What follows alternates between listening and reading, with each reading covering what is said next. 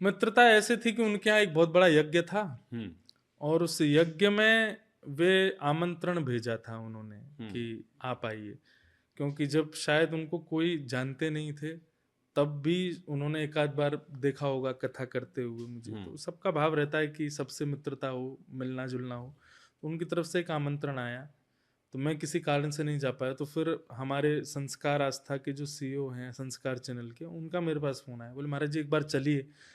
मैंने कहा मैं कैसे जाऊं? बोले नहीं नहीं एक बार आप चलिए तो सही, वहां अच्छा लगेगा आपको। मैंने कहा ठीक है, मेरे पास समय है, मैं चलता हूँ। हम्म। तो निश्चित मानिए मैं उनका प्रभाव देखने नहीं गया था, हम्म। और मुझे ये भी नहीं पता था आपको कि संदेह था पहले? थोड़ा तो सबको ही रहता है। मैं तो उनको खुद बोलता हूँ कि महाराज जी आपसे पहली बार मिलने में सबको संदेह होता ही है, हम्म। तो इसलिए कोई आपको परखने आए तो आप नाराज मत हुआ करो। मैंने हम्म। कि हो सकता है भाई, सबको सबके लिए नई बात है। हम्म। मैंने कि मैं भी परखने तो नहीं, पर मैं देखने आया था है क्या। हम्म। लेकिन सत्य बता रहा हूं मैं, जब मैंने पहली बार गाड़ी से मैं उतरा, हम्म। लाखों लोग थे वहां, बहुत बड़ा उत्सव था, हम्म। और वो सामने खड़े मेरा वेट कर रहे थे, हम्म।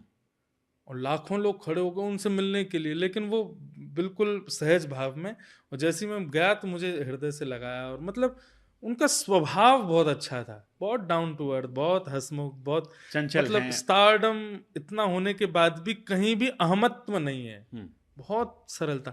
हम बहुत जल्दी समझ जाते हैं लोगों को, जरा सी पॉपुलैरिटी मिलने पर उसकी हालत क्या होती है दिख जाता है, हम्म। लेकिन उनके अंदर वो मुझे नहीं दिखा। वो बहुत स्थिर थे अपनी सहजता पर, सरलता पर।